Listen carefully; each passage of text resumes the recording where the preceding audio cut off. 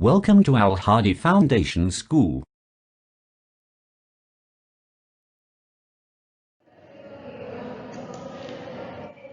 Assalamu alaikum dear students. Today we are going to start our lecture of maths from unit number 14, mensuration area, page number 190, and the concept of area of borders. Borders को आप simply perimeter कह सकते हैं क्योंकि borders boundaries को ही कहते हैं और उसको हम पेरीमीटर भी कहते हैं. In the figure on the left the area of the border is equal to the area of the large rectangle including the border minus the area of the small rectangle. अब देखें, आपके पास ये वो shape है जिसने एक surface cover की है, इसको हम इस शेप का एरिया कह सकते हैं. और ये जो होल पैरामीटर है, होल आपके पास कुल रकबा है, इसको हम इस शेप का पेरीमीटर कह सकते हैं. ये इसकी जो बाउंड्रीज हैं इसको हम इसका पेरीमीटर कह सकते हैं. वो कहते हैं कि आपके पास जो बॉर्डर शेडेड पोर्शन है, ठीक है, ये जो आपके पास शेडेड पोर्शन है between small and large shape, दो शेप्स के बिटवीन में जो आपके पास शेडेड एरिया है is equal to the area of large rectangle. ठीक है, वो लार्ज रेक्टेंगल के एरिया के इक्वल है minus the area of the small rectangle. आपने जो आपके पास लार्ज रेक्टेंगल है उसमें से आप स्मॉल रेक्टेंगल के एरिया को माइनस कर दें तो आपके पास बॉर्डर का एरिया आ जाएगा. एरिया ऑफ बॉर्डर फाइंड करने का फार्मूला क्या है? Area of larger rectangle minus area of smaller rectangle. दोनों को आप माइनस करें तो आपके पास एरिया ऑफ बॉर्डर आ जाएगा. एक और भी इसका फार्मूला है outer length multiply outer breadth minus inner length multiply inner breadth. Means के आउटर और इनर लेंथ, आउटर और इनर ब्रेड्थ दोनों को आप मल्टीप्लाई करके सब्ट्रैक्ट कर दें तो आपके पास border of area of border आ जाएगा. It is clear from the figure that if the width of the border is given, अगर बॉर्डर की विड्थ गिवन हो, the inner length of the portion without the border is equal to the outer length, तो inner length outer length के equal होगी minus twice the width of the border. अगर उसकी width का twice लेके उसमें से उसको आउटर लेंथ में से इनर लेंथ को सब्ट्रैक्ट कर दें.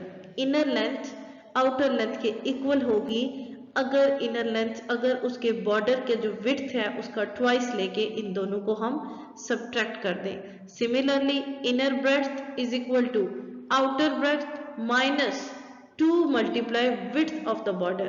अगर आप बॉर्डर के विड्थ को 2 से मल्टीप्लाई कर दें तो आउटर ब्रेड्थ और उसमें से आउटर ब्रेड्थ को सब्ट्रैक्ट करें तो वो इनर ब्रेड्थ के इक्वल होगी. एग्जाम्पल 4 है आपके पास. A field is 40 metre long and 25 metre wide. एक फील्ड है, वो उसकी लेंथ कितनी है 40 मीटर और विड्थ कितनी है 25 metre. A path 2 metre wide is constructed. एक पाथ है जो कि 2 मीटर उसकी विड्थ है. Constructed all around it on the inside. वो इस फील्ड के अंदर सारा कंस्ट्रक्ट किया गया है, बनाया गया है. Find the area of the path. आप उस पाथ का, उस रास्ते का टोटल एरिया फाइंड करें जो उस फील्ड के अंदर बनाया गया है. Area of the field including path. Total area कितना था फील्ड का, पाथ को डाल के हम कैसे फाइंड करते हैं एरिया? लेंथ को ब्रेड्थ से मल्टीप्लाई करके. पहले हमें टोटल एरिया फाइंड होगा तो हम उसमें से पाथ का एरिया निकाल सकेंगे. लेंथ थी 40 मीटर और ब्रेड्थ थी 25. दोनों को मल्टीप्लाई करेंगे 1000 मीटर स्क्वायर, हमारे पास टोटल एरिया आ गया किसका? फील्ड का. Length of the field excluding the path.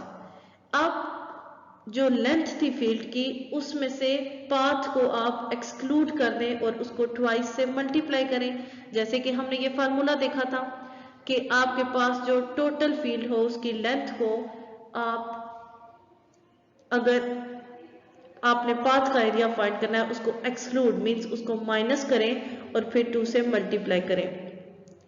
आपके पास आ जाएगा ये 40 minus 4 metre is equal to 36 metre. अब सेम वही चीज आपने ब्रेड्थ के साथ करनी है। Breadth of the field excluding the path 25 metre breadth लिखें माइनस 2 मल्टीप्लाई 2। उस पहले हमने लेंथ लिखी थी उसमें से 2 को सब्ट्रैक्ट किया क्योंकि हमारे पास उन्होंने कहा था एक्सक्लूडिंग पाथ और पाथ कितना था 2 मीटर वाइड। हमने लेंथ में से 2 को सब्ट्रैक्ट करना है। 40 हमारे पास लेंथ थी, 2 हमारे पास पाथ था। हमने इन दोनों को माइनस करना है, एक्सक्लूड करना है और 2 से मल्टीप्लाई करना है। 36 मीटर आया। इसी तरह हमने ब्रेड्थ में भी करना है। फर्स्ट ऑफ ऑल ब्रेड्थ लिखे माइनस एक्सक्लूड करें पाथ को जो कि है 2 और मल्टीप्लाई करें इन दोनों को 2 से। 25 माइनस 4 आ जाएगा 21 मीटर। अब हम पाथ का एरिया कैसे फाइंड कर सकते हैं टोटल पाथ का। हमने पहले लेंथ को एक्सक्लूड करके पाथ फाइंड किया, वो भी हमारे पास आ गया मींस के वो ब्रेड्थ को छोड़ उसकी ब्रेड्थ आ गई। फिर हमने ब्रेड्थ को एक्सक्लूड करके पाथ का एरिया फाइंड किया मींस इस तरह जब हम लेंथ को एक्सक्लूड करके फाइंड करेंगे तो वो उस पाथ की ब्रेड्थ आएगी। जब हम ब्रेड्थ को एक्सक्लूड करके पाथ फाइंड करेंगे तो वो उसकी लेंथ आ जाएगी। अब हमारे पास पाथ की लेंथ और विड्थ दोनों आ गई हैं। लेंथ और breadth area of the field excluding the path. अब हम उन दोनों नंबर्स को जो अब हमने फाइंड किया 36 मीटर और ब्रेड्थ को एक्सक्लूड करके जो फाइंड किया था 21 मीटर, दोनों को मल्टीप्लाई करें 756 मीटर स्क्वायर। क्या आ गया हमारे पास 756 मीटर स्क्वायर। अब आप the area of the path total जो हमारे पास फील्ड का पाथ आया था उसमें से आप पाथ के एरिया को सब्ट्रैक्ट करें। 1000 metre square minus 756 metre square is equal to 244 metre square. 244 meter square is the answer of question number 4. Example 5. A piece of land is 250 meter long and 200 meter wide. एक जमीन का टुकड़ा जिसकी length कितनी है 250 metre और breadth कितनी है 200 metre. A road of uniform width of 5 meter runs around it on the outside. Find the cost of leveling it rupees per meter square. A road of uniform width आपके पास एक जमीन का टुकड़ा है जिसकी लेंथ 250 मीटर है और 200 metre उसकी ब्रेड्थ है। एक उसमें से आपके पास एक यूनिफॉर्म विड्थ में एक रोड जा रही है। यूनिफॉर्म मीन्स बिल्कुल स्ट्रेट सीधी सड़क है। 5 मीटर रन्स अराउंड इट, इसके इर्द गिर्द ऑन द आउटसाइड मीन्स उसके पाथ उस जमीन के टुकड़े के बाहर। Area of the piece of land without the road, road को छोड़ के एरिया हमने फाइंड करना है लैंड का। लैंड की हमारे पास पीस ऑफ लैंड की लेंथ भी गिवन है, ब्रेड्थ भी गिवन है। दोनों को मल्टीप्लाई करेंगे 250 मल्टीप्लाई 200 मीटर स्क्वायर, आंसर आपके पास आ जाएगा 50,000 metre square. Length of the piece of land including the road of width 5 meter. आपने length of the piece of the land, आपने जो जमीन के टुकड़े की लेंथ थी रोड की जो आप इंक्लूडिंग द रोड को इंक्लूड करना है जिसकी विड्थ कितनी है 5 मीटर। अब 250 वहां पे देखें हमने उसने कहा था इनसाइड था तो हमें पाथ को एक्सक्लूड करना पड़ा था, लेकिन अब आउटसाइड है तो हमने टोटल की फाइंड करना है तो हमें इंक्लूड करके उस टोटल को फाइंड करना होगा। सो 250 हमारे पास थी लेंथ थी लैंड ऑफ पीस की लेंथ प्लस 2 हमने इंक्लूड करना है 2 हमारे पास हमने 5 मीटर को मल्टीप्लाई करना है जो हमारे पास टोटल हमारे पास था रोड की हमारे पास जो आउटसाइड उसकी रोड थी प्लस 2 करना है क्योंकि उन्होंने कहा था इंक्लूड करना है, ठीक है, एक्सक्लूड नहीं करना। 250, 2 को 5 से मल्टीप्लाई किया 10, 250 plus 10 is equal to 260 metre.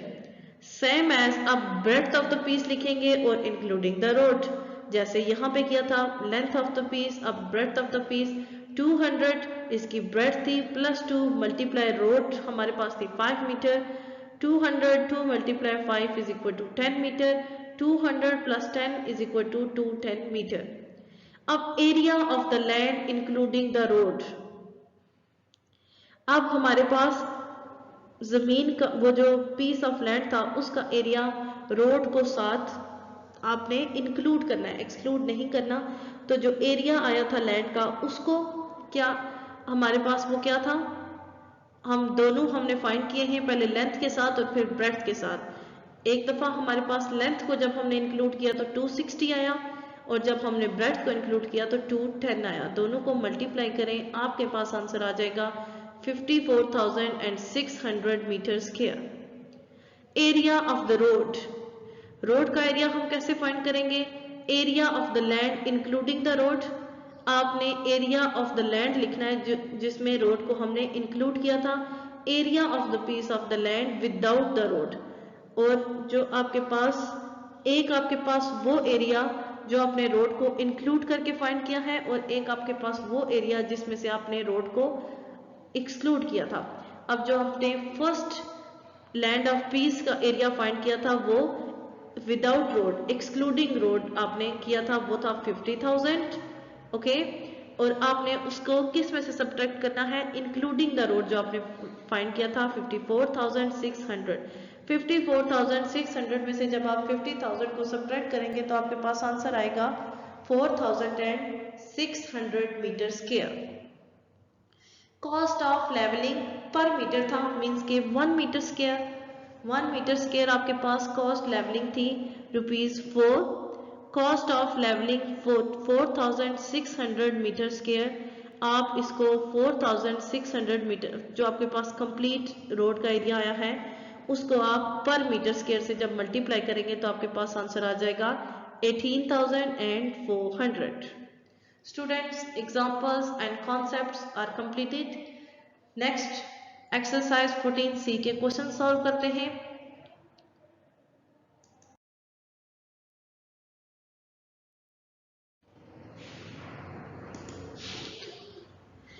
Now we are going to solve exercise 14C, question number 1. Question 1 is find the total area of the 4 walls in each of the rectangular rooms having the following dimensions. Total area आपने find करना है 4 walls, rectangular room है आपके पास, 4 walls का आपने area find करना है। एक रेक्टेंगुलर रूम है, 4 वॉल्स हैं, उसकी आपने टोटल एरिया फाइंड करना है।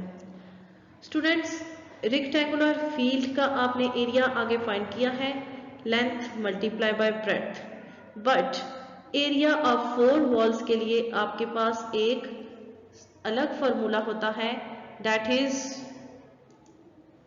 2 into length plus breadth multiply height. ये फॉर्मूला है आपके पास एरिया ऑफ 4 वॉल्स के लिए।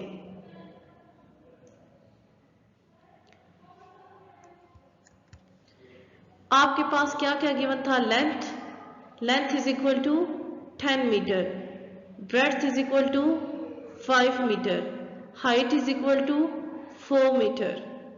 आपके पास ये 3 चीजें गिवन है, लेंथ गिवन है, ठीक है, रूम की, ब्रेड्थ गिवन है और हाइट गिवन है। एरिया ऑफ 4 वॉल्स आप कैसे फाइंड करते हैं, पैरामीटर के लिए आपके पास फार्मूला होता है 2 इंटू लेंथ प्लस ब्रेड्थ। आप उसी पैरामीटर का फार्मूला आपको याद है, उसी के अंदर आप एक और चीज ऐड कर लें, मल्टीप्लाई बाय हाइट, आपको इजीली याद हो जाएगा। 2 लेंथ का फार्मूला, लेंथ क्या थी 10 मीटर, ब्रेड्थ क्या थी 5 मीटर, मल्टीप्लाई बाय हाइट क्या है 4 metre. 10 plus 5 is equal to 15, multiply 2 as it is और multiply 4 meter. 15 meter multiply 2 30 meter. 30 meter multiply 4 is equal to 120 meter square is the answer of question number 1. Okay, आपके पास area of 4 walls जो है उसको find करने का आपके पास method क्या है, फार्मूला है आपके पास 2 into length plus breadth multiply by height. आपने वो फार्मूला में वैल्यूज पुट की, answer is 120 metre square. Part 2, length is 8.5 metre, breadth is 4.5 metre, height is 3.5 metre. Points में हमारे पास वैल्यूज है. Length is equal to 8.5 metre, breadth is equal to 4.5 metre, height is equal to 3.5 metre. Area of 4 walls, आपके पास 4 walls का area क्या होगा, parameter का फॉर्मूला है 2 इंटू लेंथ प्लस ब्रेड्थ. उसमें मैंने आपको बताया एक और चीज ऐड कर दें, मल्टीप्लाई बाय हाइट. 2 लेंथ क्या है 8.5 मीटर, ब्रेड्थ क्या है 4.5 मीटर, हाइट आपके पास क्या है 3.5 मीटर. 2 8.5 प्लस 4.5 आप करेंगे, आपके पास आंसर आएगा 13.0. पॉइंट के राइट साइड पे अगर सिर्फ जीरोस हों तो उनकी कोई वैल्यू नहीं होती. सो आएगा 13 मीटर मल्टीप्लाई 3.5. अब आप 13 और 3.5 को मल्टीप्लाई करेंगे, आपके पास आप 13 को 2 से मल्टीप्लाई करें 26 मीटर आ जाएगा. 26 मीटर को आप 3.5 से मल्टीप्लाई करें, आपके पास आंसर आ जाएगा 91 मीटर स्क्वायर. यहाँ पे आपको मल्टीप्लिकेशन रफ वर्क के तौर पर गिवन है. 26 को 3.5 से मल्टीप्लाई किया 91.0. जब पॉइंट्स में डेसिमल्स में आपके पास जीरो मोस्ट राइट साइड पे सिर्फ जीरो हो तो उसकी कोई वैल्यू नहीं होती. So 91 metre square is the answer of part 2 of question number 1. पार्ट 3 आपने खुद सॉल्व करना है अपनी नोटबुक पे. स्टूडेंट्स, एक्सरसाइज 14C का क्वेश्चन नंबर 1 कंप्लीट हो चुका है. क्वेश्चन नंबर 1 का पार्ट 1 पार्ट 2 आपने आपने यहाँ से वीडियो से देख के और समझ के अपनी नोटबुक्स पे करना है, और इसका पार्ट 3 आपने खुद सॉल्व करना होगा because it is same as part 1 and 2. Next lecture में इंशाल्लाह क्वेश्चन नंबर 2 से स्टार्ट लेंगे ऑफ एक्सरसाइज 14C. आज के लिए इतना ही काफी है.